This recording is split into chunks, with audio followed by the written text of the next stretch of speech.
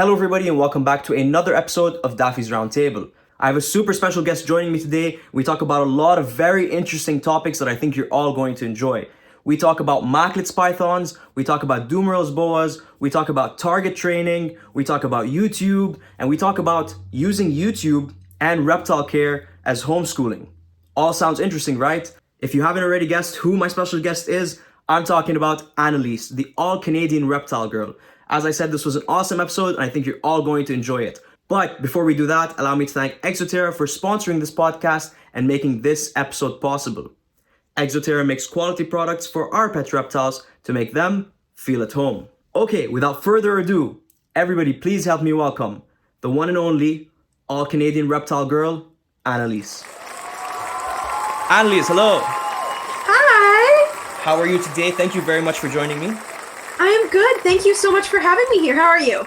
Of course, I'm doing great. I'm very excited for this episode. I think it's going to be an awesome one. And I guess we'll start it right off the bat. You have a friend with you. Who is your friend? I do. This is a baby Dumerils Boa, and I produced this baby myself. Perfect. Yeah, so he doesn't have a name because we are not planning on keeping him or her. I don't think we actually figured out if this is a boy or a girl, but Awesome. It is a him? Yeah. Okay, cool. Yeah. We have confirmed. It's a him. It's a him. Congratulations, buddy. So we have had this little baby for just about a year and a half now. All of his siblings have been homes. They all have their families. They're doing great.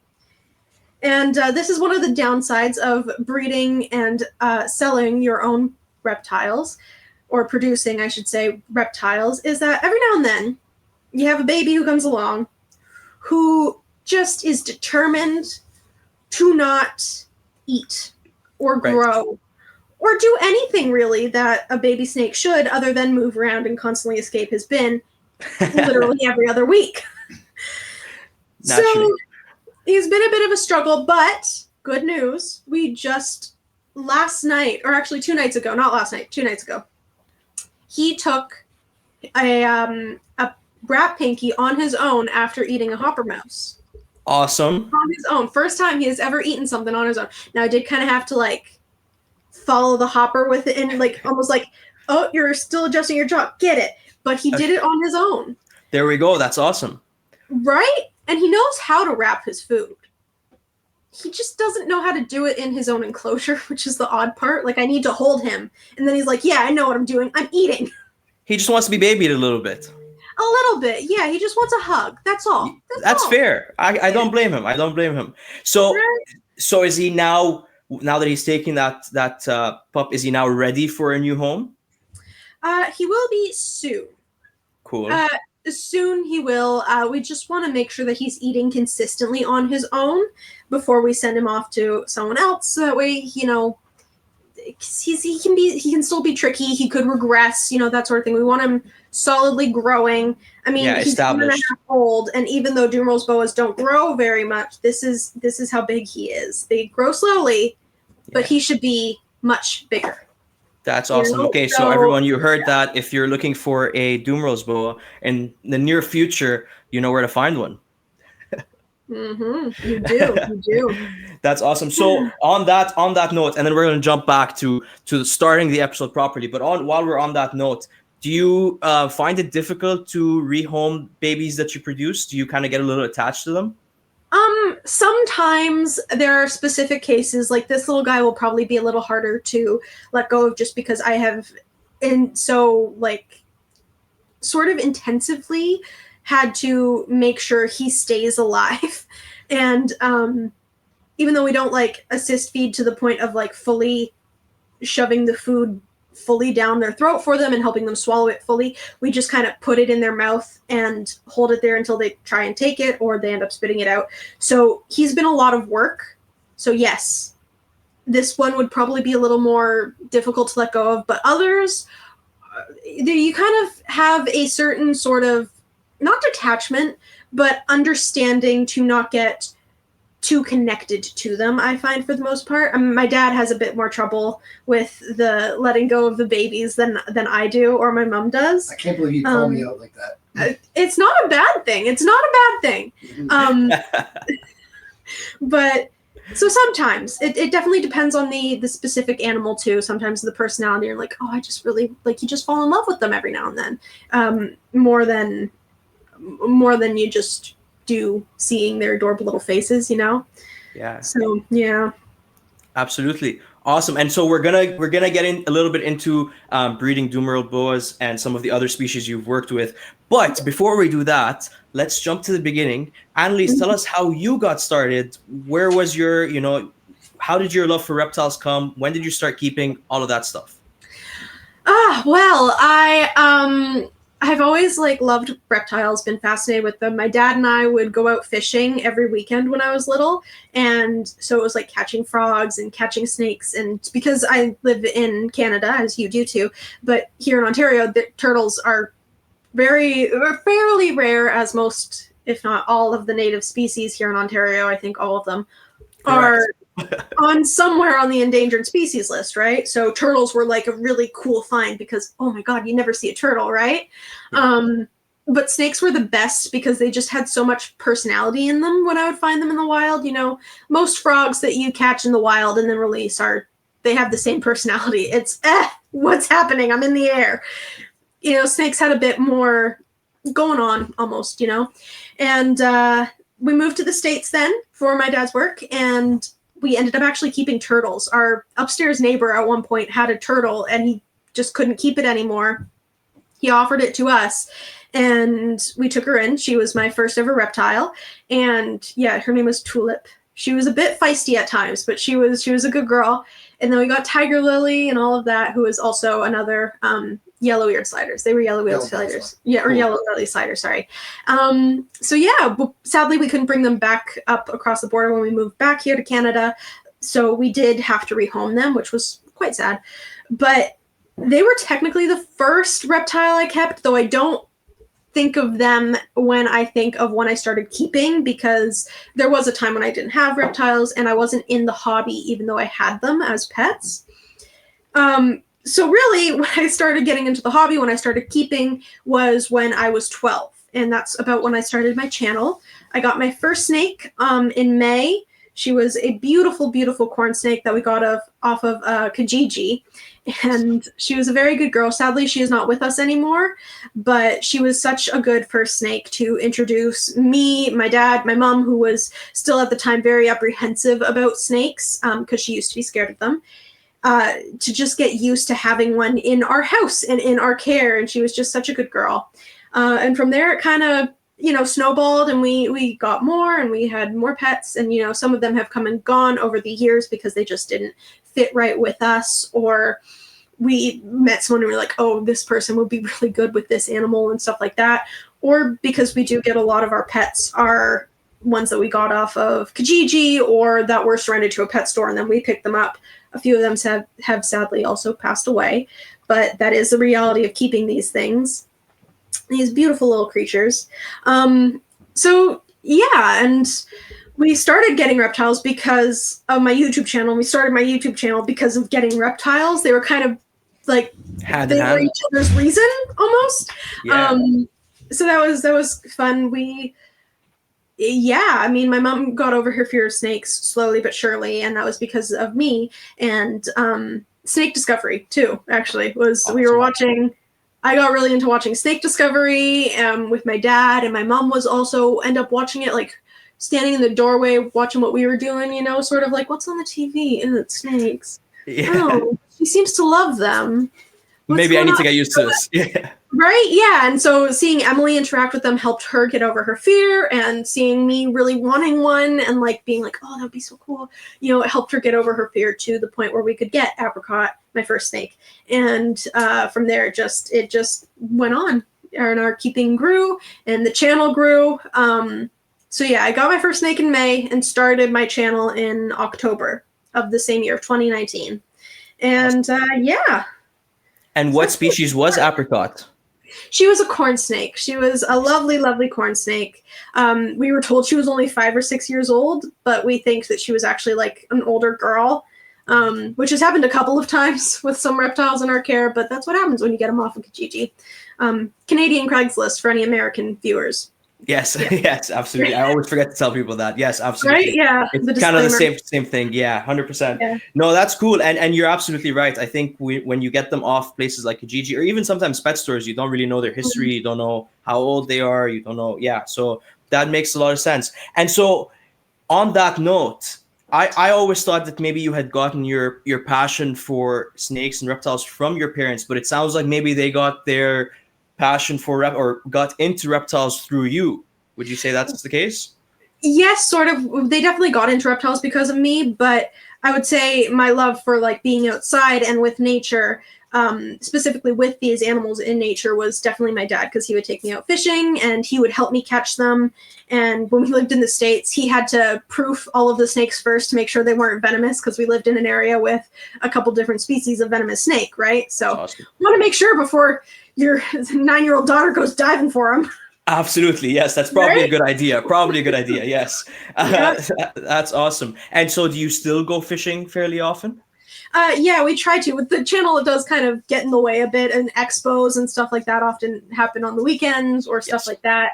And enclosure builds. Summer is enclosure build time, right? Yes. Yes. So It's more often like we're year doing that. round is enclosure build time, but yes. Yeah, well, the building the backings and spray foaming, that's better to do outside, and spray Yes. painting and stuff like that, because all of the fumes, and they have somewhere to go. So Yes. we're kind of busy doing that on the weekends, but when we can, we still do love to just get out there and go fishing and try and find some stuff.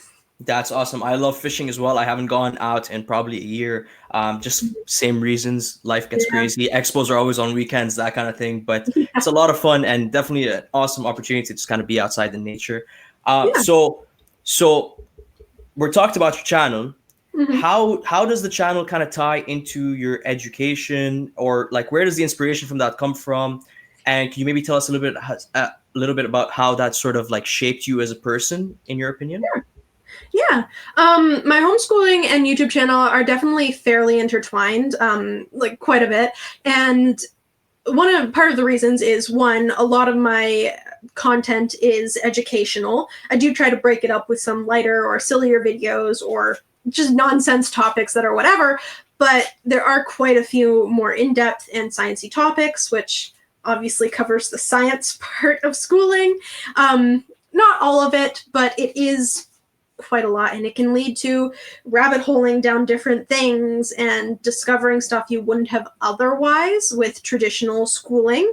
But there's a lot more, I think, than what immediately pops into people's minds. I mean, you're learning computer skills, you're learning lighting and angles and like camera angles, I mean, and how does this look versus how does this look, and how do you edit and how do you write scripts, and they're basically essays, and then there's also the public speaking part, which I know is some people have an issue with it. I totally understand why, but this is a good way to get sort of acquainted with that and learning how to speak to a number of people, because that's a life skill that you kind of have to have, depending on your career choice, I guess.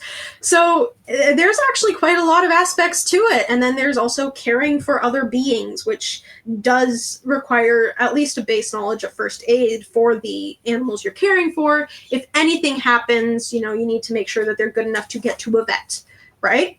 So there's that aspect too. And it's just, there's a lot of different things, and that people often will not understand go into a channel, or will not understand how like that could benefit to homeschooling.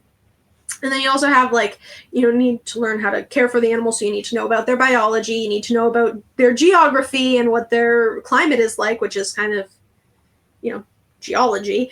Yeah. And you need to learn about it's got physics, and it covers so many topics that it's odd to say, oh, I have a YouTube channel for, and it's a part of my homeschooling. People are like, oh, really? Like that doesn't, but you go into it and it's like, oh, yeah, that makes sense. Absolutely. Even like, political science, like with the bans that are against reptiles and stuff like that, and what bylaws you have, and if you want to change those so that you can have this animal, and there's all of that different intricate stuff as well. And if you get into breeding, that's business management, and even having a YouTube channel can be a business. It is Absolutely. for a fair amount of creators, it's their income, and that there's a lot of different, like there's management and money management and business management, that the taxes, all of it kind of goes into having a channel, which I think a lot of those experiences wouldn't have been given, or those learning moments wouldn't have been given to people in typical high school. And having a YouTube channel has also opened doors so that I can have experiences that I wouldn't have otherwise had. I got to go down to the Clint's Reptile Room opening ceremony and like the 1-year anniversary and all of that. It was or 5-year anniversary, sorry, was absolutely incredible. I got to meet people I wouldn't have otherwise. I get to go to expos and talk to a bunch of other people in the hobby who have businesses or other YouTube channels.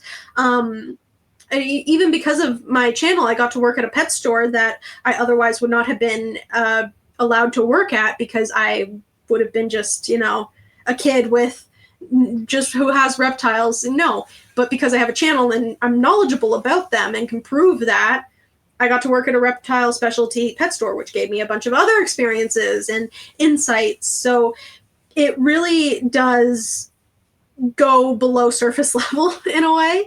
And like you asked, how did that sort of shape me and just help mold who I am as a person? And because of those opened doors, it allows you to experience different people and different areas of life. Like I got to go down to YouTube Well, you did get to go down to YouTube as well. I did. Yeah, I'm here right now, actually. Yeah. Weird thing, every YouTuber is our coworker. I never thought of it. That's very smart. Yes. Right? Yeah. It's weird. Yeah. Dude, can you stop bumping the camera? It's YouTubers against the people. Right? It is. Yes. No, that's awesome. Yeah, but I got to go down to Utah and see just different places and meet different people and see what those places are like that I wouldn't have otherwise at high school. Because yes, there are school trips, but those are usually fairly contained for the most part and stuff like that, and you don't get to go and explore the same. So it's really cool that way. And I think it's made me, you have a lot of people constantly talking to you when you're like a YouTuber too, in comments and messages and all of that. So I think it does help me. It's given me skills with like interpersonal sort of, not management, but being able to talk to different people and connect with a bunch of different people has really been helpful. And I think it's an important skill that a lot of people should know, just how to talk to people and that they don't know. And yeah, it's been really cool. Beckett, my other cat, is here. Perfect. She is leaving. She's like, no, I want nothing to do with this. No, I absolutely agree with everything you said. I think it builds you as a person. And all of those skills that you mentioned right now, like even networking, business management, content create, all of those skills that you mentioned, and you mentioned many more, of course, I think are skills that aren't taught in school, that realistically, that's the future, right? Like less and less are the skills being taught in school important, and more are those skills becoming more and more important, and they're not being taught. And most people can't speak in front of an audience or public speak, or they leave school not knowing how to deal with money, or like there's so many things that, like you said, and I think the top one of them all is networking. It opens doors for you. You learn how to talk to different people, to be in any situation and kind of handle yourself well. And obviously we've met at several expos, and you are definitely very good at doing that, handling yourself in many situations and just talking to different people. And I've seen it. And so, yeah, I 100%, I mean, I already was convinced that it was a great idea. I'm even more convinced now. I think it's an awesome way to, and I think, and I assume to a certain extent that you're always, I don't know if the wording always entertained is right, but you don't get bored as easily as you do sitting in a classroom staring at a board, right? Like, yes, and you can sort of direct certain learning depending on your mood too. And the good thing is you can always also supplement with different sorts of educations. Like there's part-time too. You can homeschool part-time and go to school for the other half of the day. I used to do that for a while. There's full homeschooling, and you can like, do Khan Academy and stuff like that. Like there are free learning resources as well that you can supplement with, which can be very helpful. So to help like round everything out. Yeah, it's funny. It's funny that you brought up Khan Academy because I was a bad student. That one thing of like sitting in class, like really, that's why I brought it up. It really bored me so much. So I would like not pay attention all day and then go home and look at my assignment and be like, okay, Khan Academy time, and just learn everything I needed to learn on my own. But no, that's awesome. I thank you for answering that question. I wanted to bring it up because I think it's an awesome idea. And I do think that, like I said, I think it's the future, and I think more and more people are going to start moving towards that that direction. But yeah, so now that we've kind of covered those topics, maybe let's dive into what we're really here to talk about, what we are always talking about, the reptiles, the best part of I assume both of our lives. So yeah, maybe let's start off nice and easy. You work with a lot of species. We already kind of touched on, you've bred the Dumerils Boas. Am I pronouncing it right, by the way? Is it Dumerils or Dumeril? I've heard both. There is an S at the end of the word because it's the guy who named them, or well, it wasn't the guy who discovered them that they were named after. It was a different animal discoverer. But his name is Dumerils. He's a French dude. His name is Dumerils, so it's Dumerils or Dumerils Boa. So yeah, awesome. The people native to Madagascar just called them does until random Englishmen and Frenchmen showed up and were like, it's named this now. So, as it goes in history. Right? Yes. Right? That is hilarious. Okay, cool. So you've bred the Dumerils, and we'll get into a little bit of the breeding of them. But what other species have you sort of worked with that were like a highlight for you in your collection? Well, I have a couple. One, which I think is most associated with me, is Macklots pythons, or Macklots.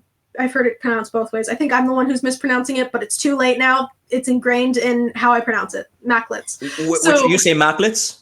Mm-hmm. Okay, I've noticed Adam also says Macklots, and I was wondering because it's an O in the word. But anyway, pronunciation is just a pronunciation. It doesn't matter. It's just a pronunciation. I'm pretty sure I'm doing it wrong. I don't care at this point. It's the Canadian pronunciation. Yeah, it's the Canadian pronunciation. I like it. Yes. So yeah, I bred some Macklots pythons. I actually still have a few left over from the clutch I have. I've only had one clutch of Macklots so far. We might breed them again this year. We'll see how things go. But yeah, they're very intelligent snakes. Yeah, you want me to breed some? Yeah, well, we have some. I mean, right now. Do you want one? Do you want one? I don't know if I want one necessarily. I just would like to see them more. Maybe. I probably should stop buying snakes, but I would like to see them more. I think they're an awesome species that isn't talked about enough, that isn't represented enough, and you're doing a great job with them. So I really do think that, I think you should. But that's just my personal opinion. Yes. Oh, yeah, they are incredible. I think my dad's going and getting one now, one of the babies. Yeah, the babies are very bitey. They're just a disclaimer. The babies are very bitey. However, if you put them in an enriching enclosure, we have one that's in like a bioactive, tall enclosure, and the other three are in bins. Because we wanted to do an experiment on their brains, sort of. That sounds a little nefarious. It was actually quite scientific. No, that's awesome. Please tell me more about that. That sounds awesome. Okay. I would love to. Yeah, we set it up that there will be a few that we don't handle and are in bins. There would be a few that were kept together and were not handled in bins. And we had one that we handled that was in a bin. And then we had two that lived together in a bioactive enclosure that was tall. They had their height. They could see out like more clearly than through plastic. They could climb, which they are in arboreal species. And it was quite interesting. One, for the first little while, the ones that were kept together did seem to be more calm, but they could also feed off of each other's angst and get really upset too. Usually at you. Hi, buddy. Who is this? From the bin.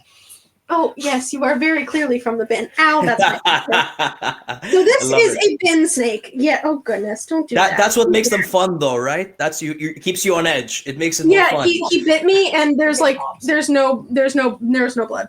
Okay. So we handled some that lived in a bin every day, and the ones that were in the bioactive enclosure, we didn't handle at all. And immediately being in the enriching setup that they could climb in, exhibit their behavior in, see the world around them as it went by, were immediately, what did you just bite at? There was air in front of you. They were not like this. It's an incredible difference. Incredible difference. It really does show just the environment makes the animal sometimes. Nature versus nurture. Exactly. Nature versus nurture. Fascinating. And yeah, he wants to bite again. Oh, yeah, I'm trying to get you out of this mode, honey. I'm sorry, you're scared. There is a trick to handling these guys too. You can't let them stop moving. This is the one from the. You need to keep them moving, otherwise they're going to. Oh, that's the one from upstairs, and this is our one that lives upstairs in an enriching enclosure. I can pet him. On its own. He does not care. On its own.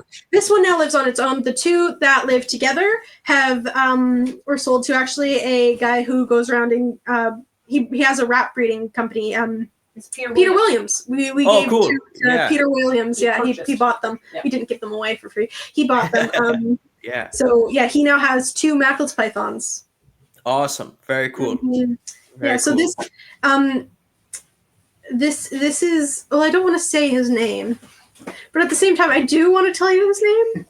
It's up to you. His name is Manslaughter. I love it. I love it. Well, and there's a reason. The 2 we had in this enclosure before him, they were like, one was really blue and dark, and the other was like light and yellow. So we were thinking, oh, one's like dawn and one's like dusk. And we were like, but those names are basic. So dish soap was for the one that was like dawn, and the one that was like dusk, my brain went, well, what happens at dusk? Crime. What crime? Murder. So we named them Murder and Dish Soap. I love it. And so we tried to keep the theme going with Manslaughter here. If anyone wants Manslaughter, you can contact me now that the weather is warming up. Yes, finally, yes. But do you see the difference?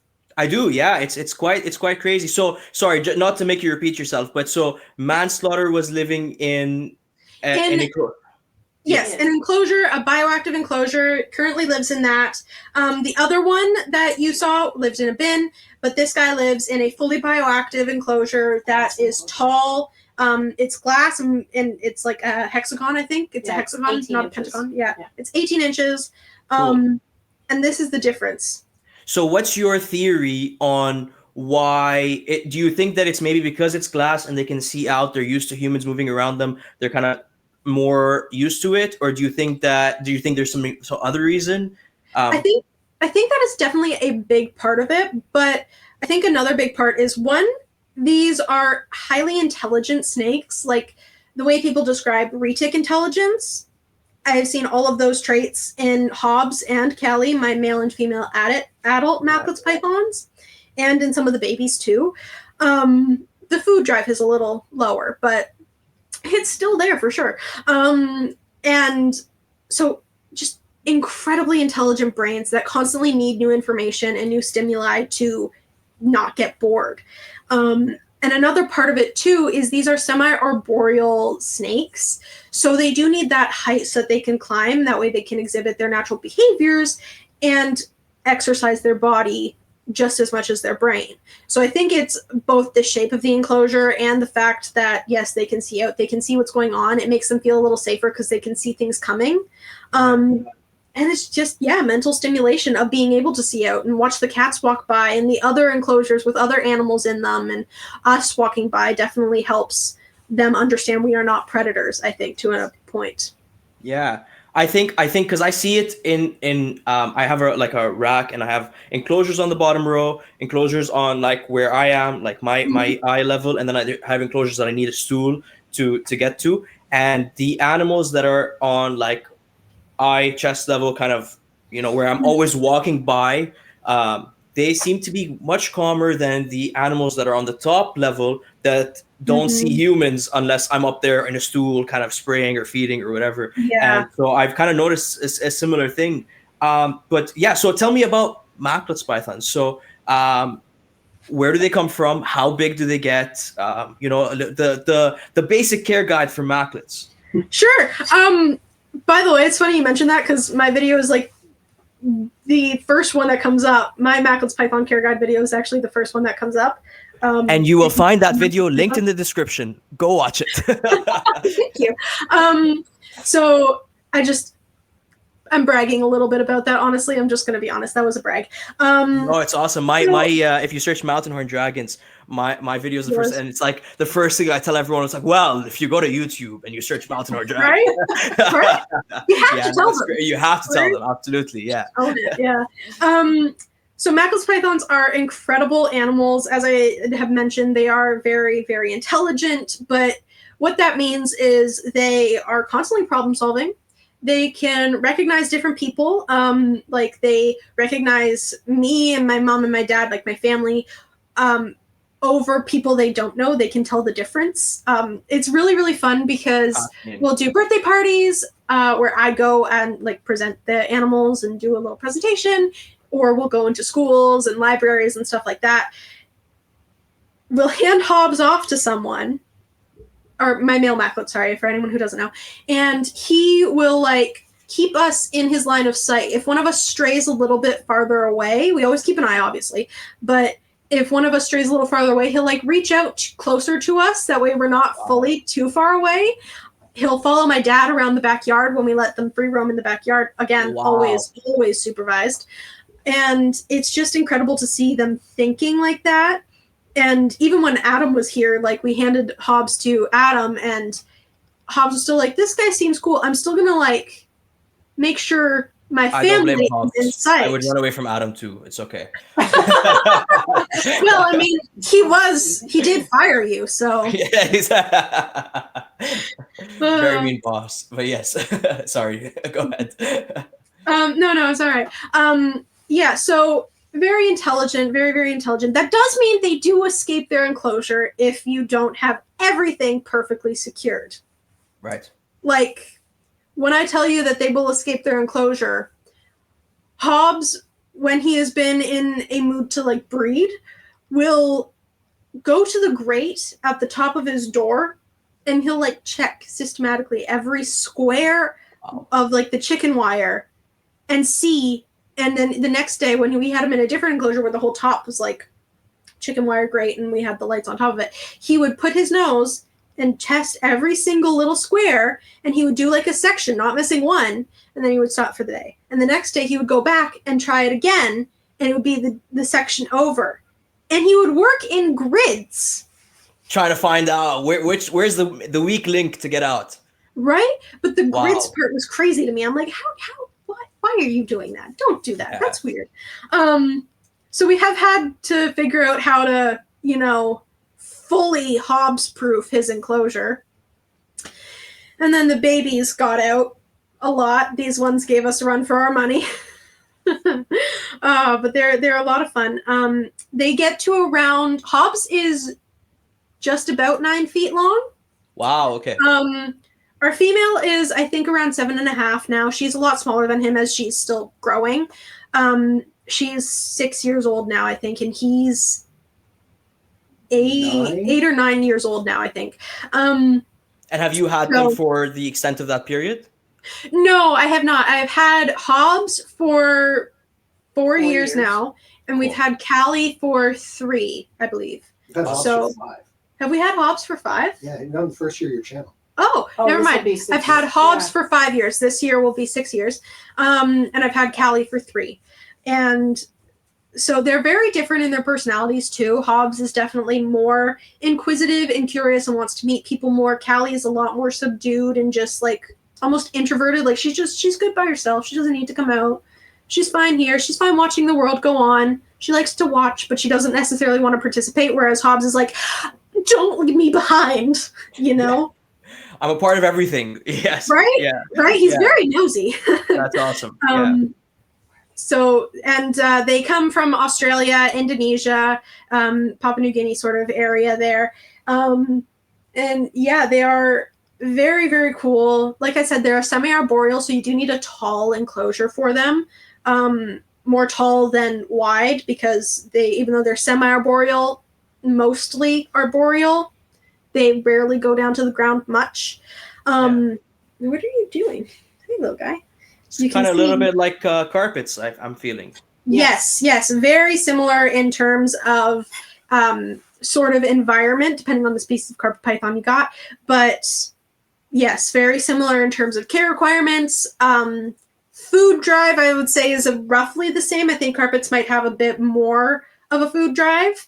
And both are Spitfires as babies. Both That's are very, very bitey babies, which is funny.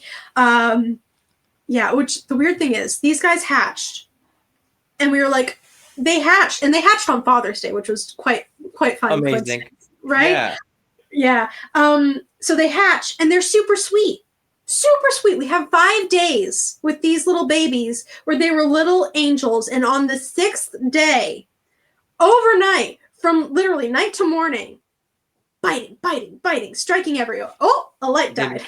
That's because they were biting. That's right? the dramatic effect for the yes. Yeah. So how many eggs did you get? We got 17? We had 18 right, eggs, we had and one was 18. a dove. Yeah, we had 18 eggs. One was bad. So we had 17 babies. Awesome. And they made it. Obviously, very good. And we only have 4 Macklots python babies left currently. We might breed them again this year. Like I said, maybe not. We're still deciding. I think Hobbs would definitely like that. Callie is indifferent to him. Cool. And so the one in your hand right now, manslaughter. How old is he now? Like what size?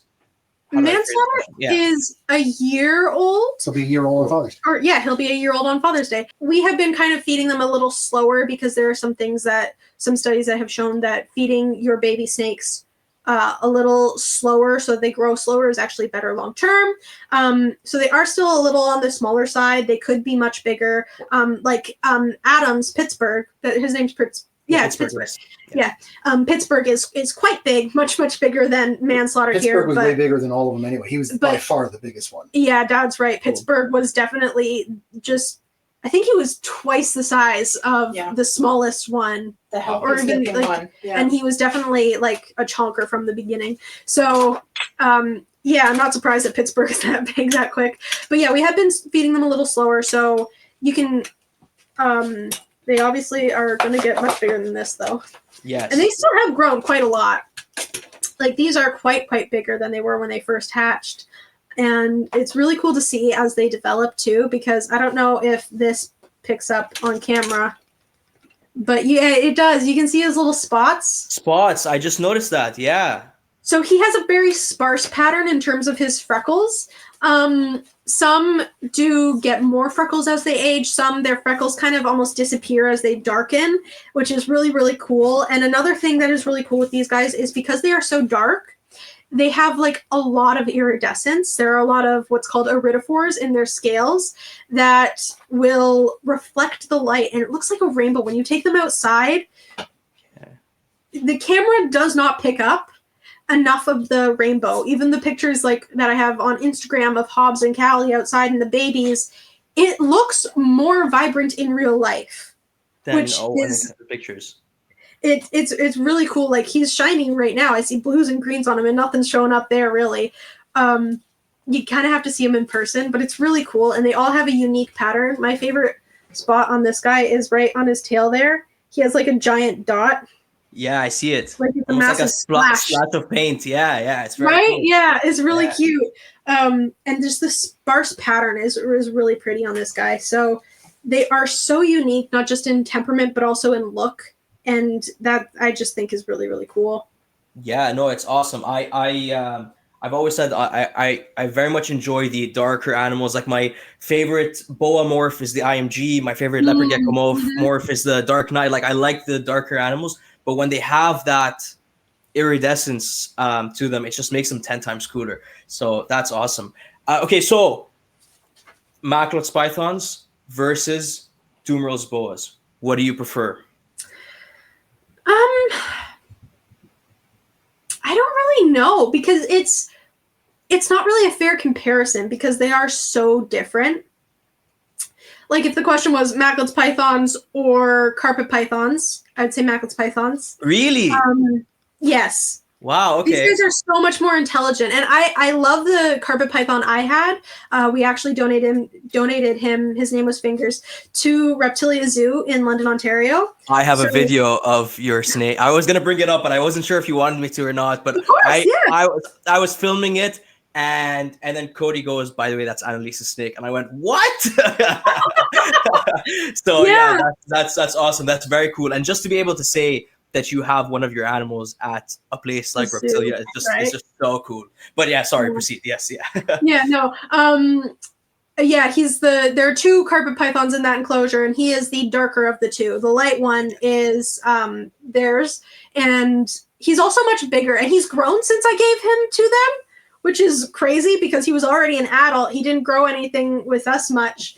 Well, a little bit, but no, he's massive now. It's really cool to see him just thrive in that environment, which I knew he would. As soon as I saw that enclosure, I was like, oh, well, of course we have to give him here because we were kind of hemming and hawing beforehand. Like, do we really want to keep him? Well, he's not really fitting in with us, you know. Yeah. And then I just saw that one branch that hangs out and be like, nope, that seals the deal. He needs to go here. Love that. He would love people watching here. Yeah, it's an incredible enclosure. Right? It's so their enclosures are so cool. But anyways, I used to have a carpet python, as we just discussed, and I loved Fingers very dearly. I still do. He's a very good boy, but he just different temperament. And I'm sure that Fingers is not the lead example of all carpet pythons. I know that, but my personal experience with them, even though carpet pythons are amazing, these guys are just way smarter, more interactive. Even when they're bitey, they're still curious. They're like, I'm scared of you. I'm going to bite you. But I also want to know what you are. But don't touch me. I'm scared. What are you, though? You know, versus the carpet pythons, I think, are a bit more level, at least in my experience with them. Bulldogs. Yeah. Right? And let's say Dumerils Boas versus ball pythons, because they're both lazy animals. Dumerils Boas. For sure. Cool. They're just... For me, they're bigger. They're more a little more hefty, and I like that. It's like a weighted blanket, and they just stay. And how can you not love Dumerils Boas when their scientific name literally translates to lazy or useless snake? No way. Acrantophis. Ophis means snake, and acrant means lazy or useless. Fascinating. Mm-hmm. I had no idea. That's very cool. Okay. Yep. Yeah. And so care wise, by the way, I love the comparison that you gave. Like, I like that you compared Macklots to carpets and Dumerils to ball pythons. Like, that makes a lot of sense. I've never kept Dumerils or Macklots, but I've kept carpets and ball pythons. I should. I know. I agree. And so, like, it kind of makes sense in my head what you're saying. But so care wise, how different is it to care for, or like not care, but like habitat setup? How different is it? Macklots versus Dumerils? Well, Dumerils are a bit more arid and are definitely very sedentary. But on top of that, they are a Dumerils ground boa. Cool. So they're primarily on the ground, and they prefer more. Yeah. They don't do well very high up, and they prefer more leaf litter too, and stuff that they can kind of hide in on the ground. Versus Macklots pythons need a little bit more humidity. They need more variance in whether they have dry spells or more humid spells. So you kind of need to fluctuate that with them a little bit, especially if you plan on breeding them. So there's that difference there. You obviously need a much taller enclosure with them, with lots of branches and stuff for them to cling to and explore and hold on to. With both, you don't want to give them plants. They will kill them. I can say the same for carpets. Yeah. So there is that. That's one point where they line up. They both have heavy food responses. I think Macklots pythons, they think more. They just do. They're very intelligent snakes. So they are kind of easier to reason with. You can target train Macklots pythons. I know I haven't tried to target train Dumerils Boas. I'm not sure if people have. We only feed them every 3 months. But yeah, you only feed a Dumerils Boa Wow. well, we feed ours every 3 months unless one of our other snakes didn't eat their rat or whatever. But you have target trained a Macklot? Yeah, Hobbs. He we target trained him, and we did it with mice with him. That way we'd be able to actually target train him effectively. So we took a session and offered him the target, made him like sniff it and like almost touch it with his nose. Then we gave him a mouse. Then we gave him the target again, and he was like, "Oh, what is this again?" And he touched. Do I get another mouse?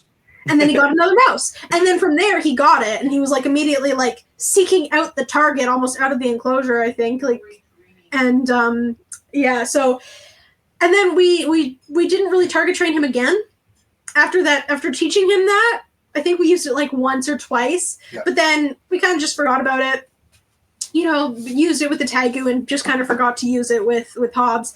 So we tried it for the sake of a video. I think it was actually our experiment with the baby Macklots that we did. Yeah, so when we talked about him, and I'll just start that sentence over. I sound like a crazy person.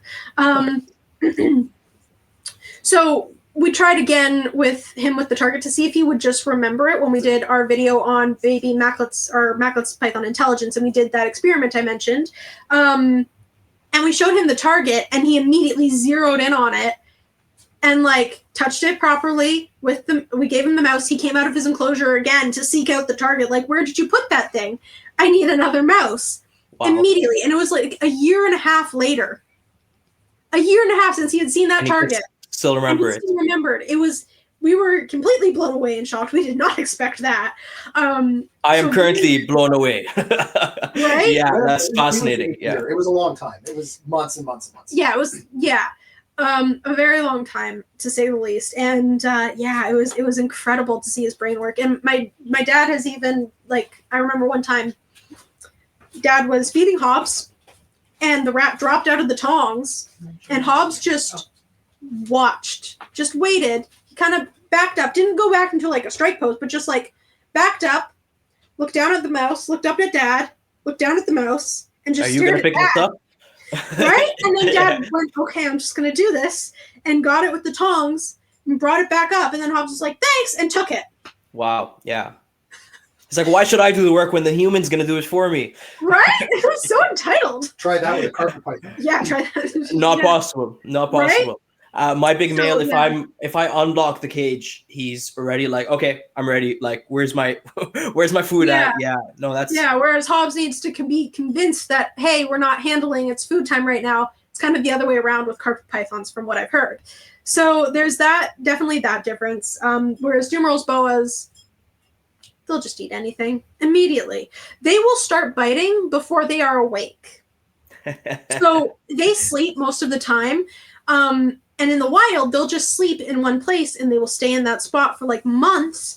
And when something comes along, they, in their brains, are programmed to just strike before they have even woken up fully and are conscious. Wow. And by the way, boas do have heat pits. Not all boas, but Dumerils Boas do. Or is it all boas? Yeah. Most do. Most boas.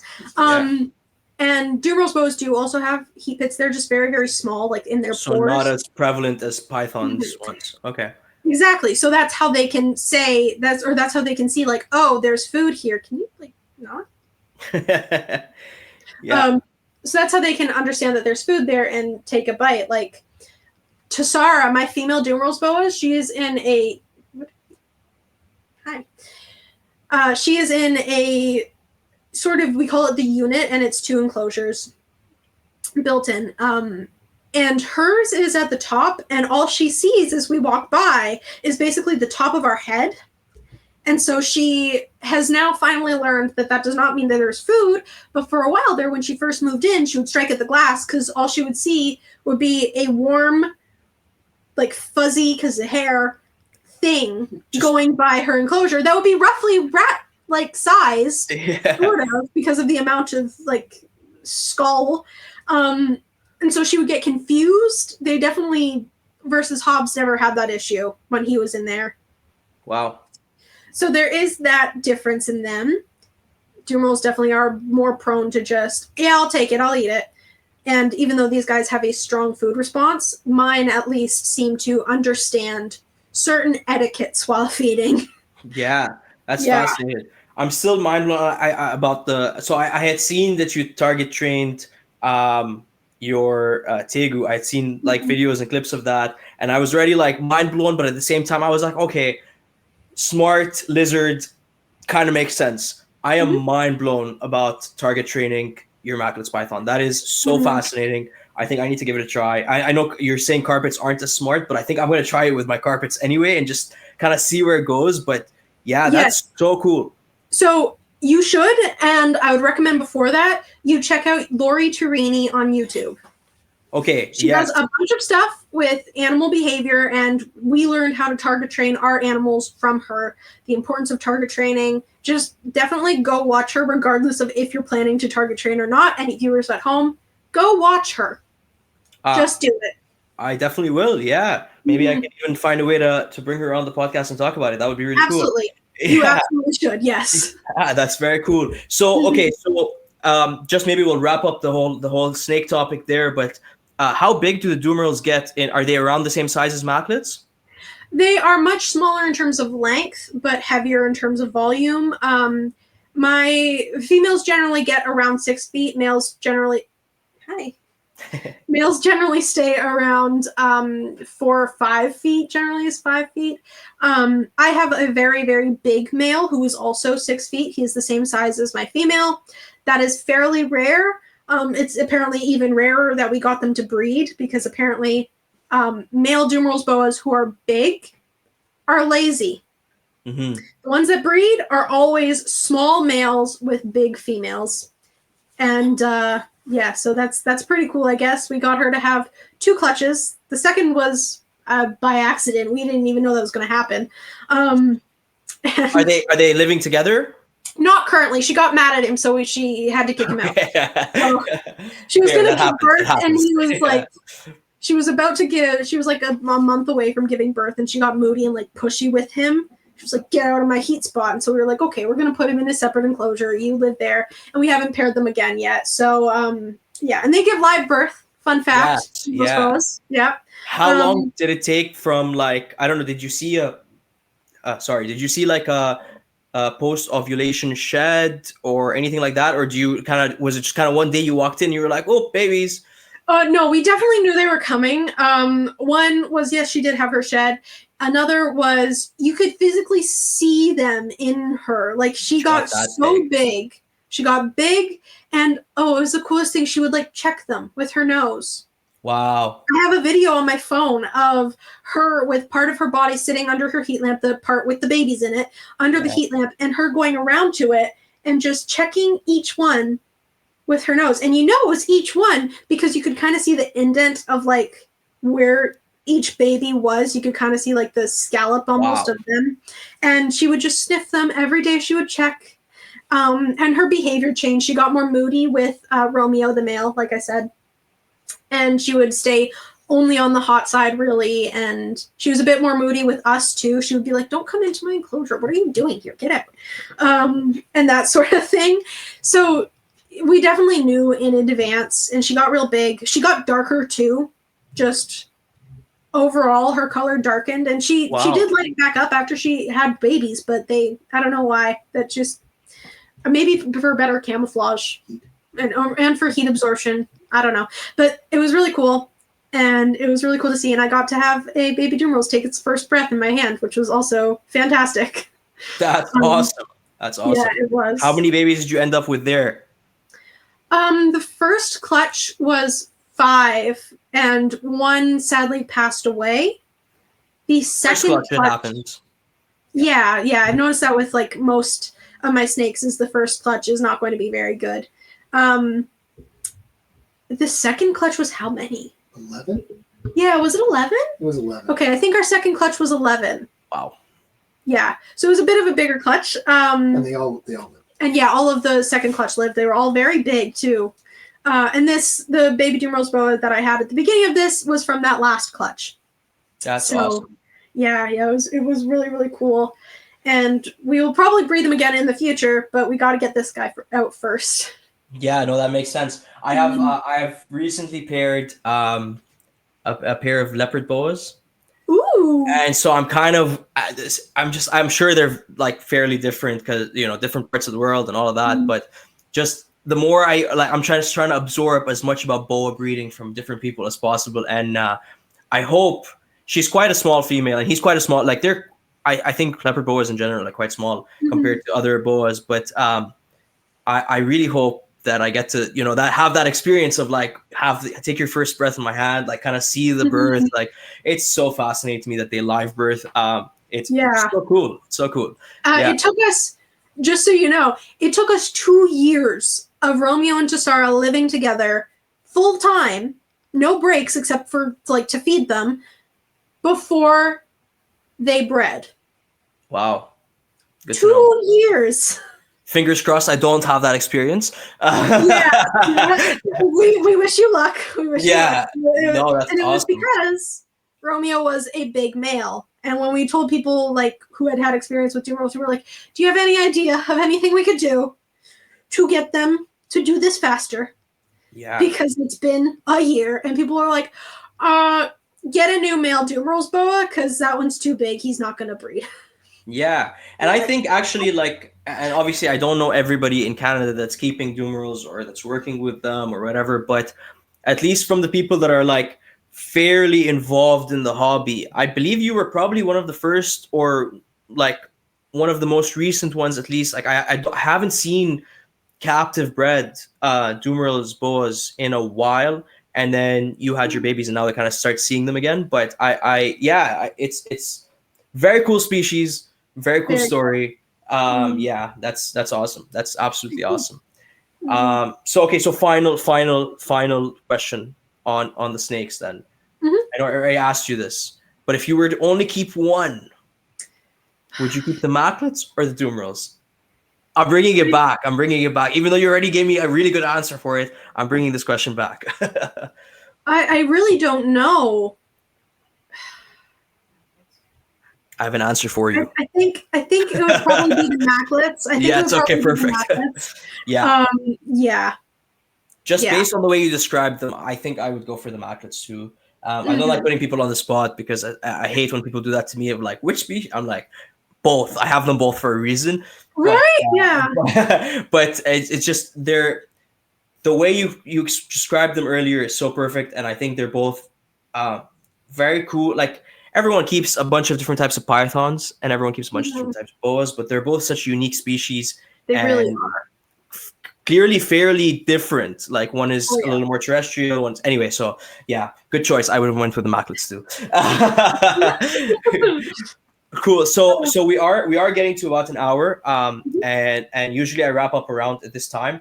But I do have a few more questions to ask you if you're okay with that. Of course. Cool. Okay. So you mentioned earlier already that you went to Clint's 5th year anniversary or something like that. I think that's what you said, right? Yeah, so 5-year anniversary. Yeah.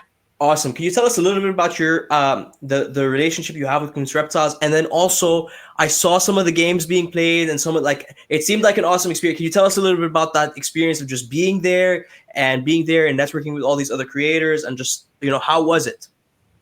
I would love to tell you about that. It was incredible. I actually got to go up twice. I got to go for the grand opening. And then this past year, I got to go up for the 5-year anniversary, even though it was the year before last year that I got to go up for the grand opening. But last year was the 5-year anniversary.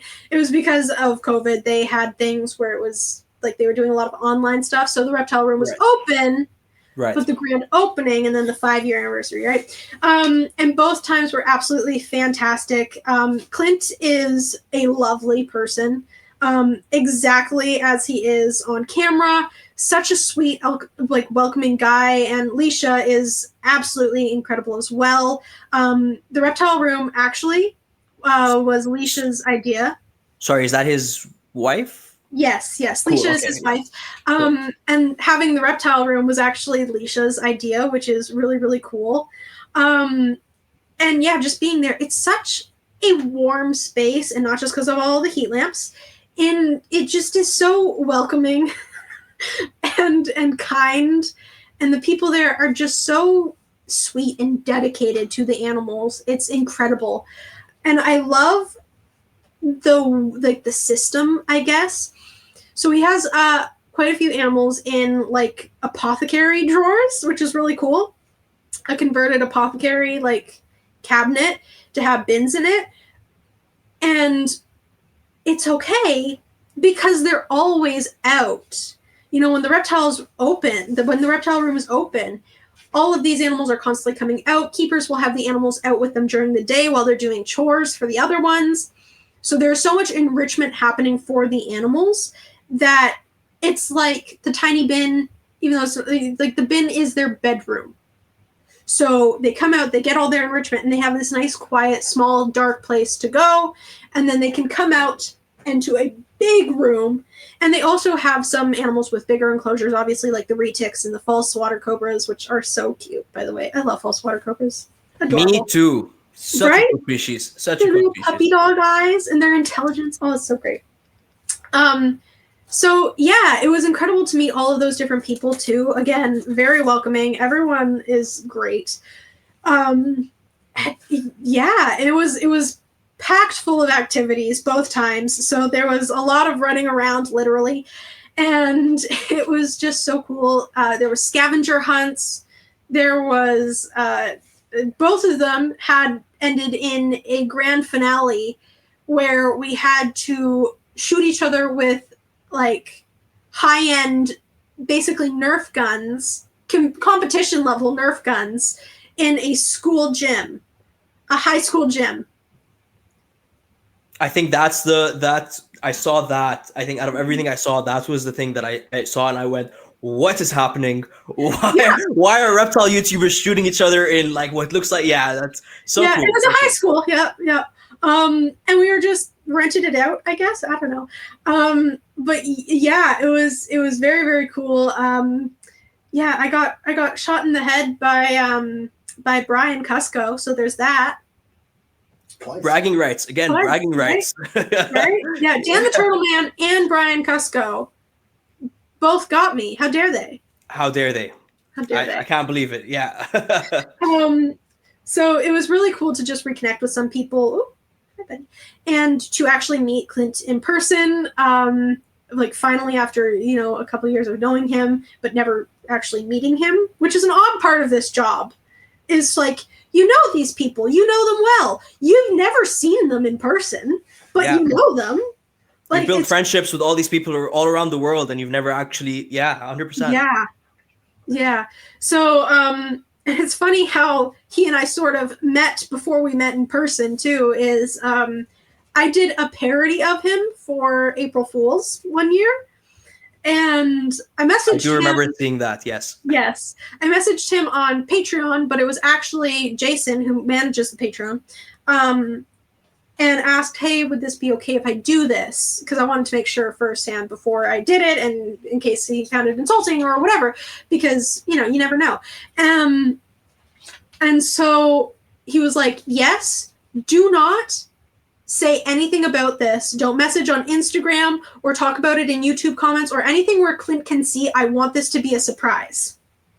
And I was like, are you sure you want this to be a surprise? I mean, are you sure you'll be okay with it? He was like, yes. Trust me. Do it.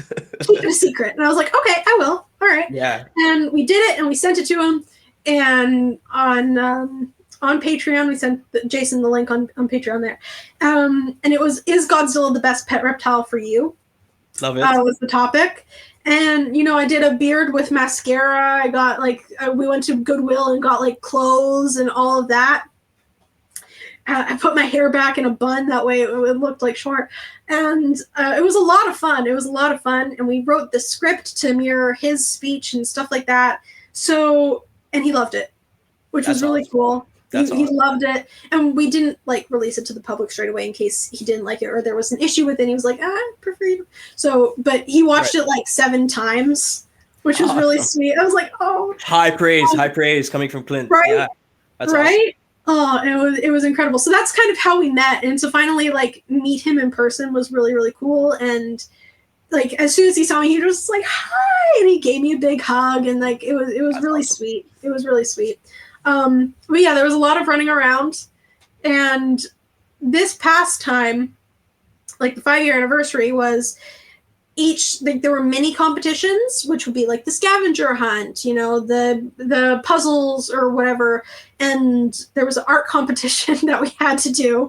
I would have lost so bad. My team made a trash monster, okay? Perfect. Trash monster Perfect. for Utah. Yeah, I love it. And it was judged by actual art critics at the Utah Museum of Art, which is like a very awesome. prestigious place. That's awesome. And then you just have my little trash monster that's made out of Cheeto bags we found on a hunt, or on like a hike. Hike. There we go. I forgot the word. I knew it started with an H, but that was all. Yes, there you go. You got it. I got it. Yay. And then there's like this prestigious art that's like means something, and then I look over and it's my Gila monster made with glue, anxiety and time panic, and Cheeto bags. And I'm like, yep. Perfect combo. Couldn't be prouder. Yeah. And so, but each competition at the end, whoever won got to pick from these competition level Nerf guns or dart shooter guns, actually. It wasn't Nerf. And if you got first place, you got to choose first. Second place got to choose second. And they weren't all the shooters weren't created equal. So you definitely wanted to be first, versus the year prior, we were competing for darts to use in the final shootout. Yeah. Versus this time for guns. So it was really cool. My team, which was Team Yellow, got second place pretty much across the board, except for the final shootout. I don't know where we landed because it was chaos. I don't think anyone knew where anyone landed except for the person who had the trophy at the end. And Green team cheats. And yeah, the green team cheats. I believe it. On my team this past year was Bill, Ed from Snake Discovery, Bill Strand, and Garrett from Reach Out Reptiles. Awesome. So it was a great team, had a great time. And this past year, I got to meet Emily from Snake Discovery. Which you mentioned all the way earlier is, that's She's the reason for all this. Full circle. That's awesome. Yeah, so it was really cool to finally meet her and meet Ed too. That was incredible. Even though they couldn't stay for the second day, which had the shootout, they could only stay on the first day. But yeah, so it was really, really fun. It's such an intoxicating energy to just be there, and the calm of it while also competing with these people, but like it's also really chill. But also, we're going to cut you off in traffic so we get to that place first. That way we're 30 seconds ahead of you. It's this weird combination that was really, really fun. It was an absolute blast. Clint took us on a hike, which was really cool. A nature hike up into the mountains that he does with the Clint's daycare thing that he does with like the summer camp, the day camp. He takes the kids up on this trail, and so he took us up there, and it was incredible. It was so beautiful just to see the mountains, and you could see the lake, and it was beautiful, absolutely beautiful. And the trees were just turning, so parts of the mountain would be green, and then others would be like red and yellow. It was so cool. That's awesome. And the mountains are so big. Like, yeah, you're like, oh yeah, mountains are big. No, they are big. Yeah, you're like, oh, that mountain looks like it stops in the back of that gas station across the road. And you're like, no, there's a whole town behind that gas station. That's how big the mountains look, that it looks like it's right here. Yeah, that's crazy. It's insane. Very insane. Cool. But it was so much fun. So yeah, it was a great time. Get to meet a bunch of new people I wouldn't have met otherwise, which is always just a great experience. Very cool. And like we said at the beginning of the episode, kind of goes back to it of like open doors, networking with all these people, making new connections. Exactly. That's awesome. Cool. Okay. Yeah. So, and then another thing you mentioned during the episode that I kind of like caught on you just glanced over it, but I caught it. You said you yourself do educational shows and you go out to schools and all of that. So that's super cool. Can you tell me a little bit about that? Yeah, of course. So I only do this in the warmer months because Canada is very cold sometimes. Too cold all the time. Right? Yeah, and so I don't do these over the winter because it's too cold and I don't want my reptiles to be going through that, even if I warm up the car and all of that. No. I don't even want to be going outside. I don't blame you. Yeah. Right? And then you're lugging all these bins to and from the car and you're cold and they're going to get cold. And it's not fun for anyone. And it's not safe for the reptiles all the time. For sure. So I only do this really in the summer or in the warmer months. But yeah, I'll go to people's birthday parties. I went to a bunch of summer camps for the City of London a little while back, a couple summers ago. They had me come to a bunch of different summer camps and present my reptiles for the afternoon, just do an educational show on the reptiles. I did last summer, I believe it was, something for a similar thing for the day camps at the Museum of Strathroy. So I've done a couple ones with like libraries and stuff like that. I've also done a couple of corporate ones where just corporation will hire me, entertain these people for a minute and tell them about snakes. So I do that. And birthday parties, which is less educational because, it's more fun and like the birthday kid doesn't want to be lectured at about reptiles. Entertainment. Right, yeah. It's look at this cool animal. Isn't it neat? Here's a little fact about it that you might not have known. Oh, pet it. Look, isn't it smooth? Yeah. Right? What's your favorite part about doing all that? The little kids' questions. It's just, they're so funny, and some of them aren't even questions. Like, I remember this one summer camp I did, and this little girl who'd been silent for the majority of the presentation was at the end, and we were asking, does anyone have any last questions before we wrap up and say goodbye? And this little girl just raises her hand very timidly. And I went, oh, yes. What would you like to know, sweetheart? And she goes, I have a question. Wow. That's all she said. That was it. Just that. I have a question. Wow. And I was like, thank you. And you never know, that may be the next Annaliese, right? Like that Right? may be the next person to kind of be inspired to take, I think it's awesome what you're doing. Exactly. It's very, very cool. Exactly. And Yeah. And it's cool to see. And the other part of it is like, this happens a lot more at birthday parties, but you go there and there's one person, there's a kid usually who's like stands outside of the circle of the kids around me where I would go around with the reptile, and they're always like, when I come by with the pet, like, do you want to pet him? And they're like, and then by the end they're like, can I hold Hobbs again before you go? And it's really, really cool to just see that transformation and know that you facilitated that. Like, you are the reason that person is now going to look at a snake and go, oh, I remember that was so cool, Yeah. And fear is never a good thing. Like, even if you don't like the animals, being scared of them, at least in my belief, you could be put in a situation where you're better off to not be scared than, like, just fear in general is not a great thing. And so you're breaking those fear barriers for those kids is awesome. Yeah, and fear holds you back. That's the best way to put it. Thank you. That's way better than the way I said it. Fear holds you back. Thank you. Yes. And it poses a danger to these animals. If you're afraid of them, you're going to want to get rid of them. You're going to want them away from you, which leads to people killing snakes, which is not good, obviously. Yeah. So it's really cool to see that and help facilitate that change in like thinking, I guess. So yeah, it's really cool. And the parents will like sometimes like, oh, that is kind of cool. Oh, that is neat. Oh. Yeah. And then you go to someone else's birthday party and that kid's there from last year and they're like, I have a corn snake now, and you're like, I did that. That was nice. Me. Yeah, right. That's awesome. It's really cool. It's really cool. And how often do you hear the phrase, oh, I didn't expect it to feel like that? Every single time. Yeah. Every single one. Yeah. Oh. That is awesome. Okay, on that note, Annaliese, you are an absolutely incredible guest. Thank you very, very, very much for coming on. This was so much fun. And I think I'm going to go target train my snakes. I think I'm gonna look at this whole episode was great. There's so much to take away from it, and Thank you. you're super intelligent, and I hope at some point we can maybe do a part 2, bring you back on, discuss some of the other. We didn't even touch on half your more than half your collection. I think we just talked about 2 species, but there was so much to talk about there that I could do a whole episode just on garter snakes, honestly. So okay, so we got to do a garter snake episode. We got to. Yeah. Let's make it happen. That sounds awesome.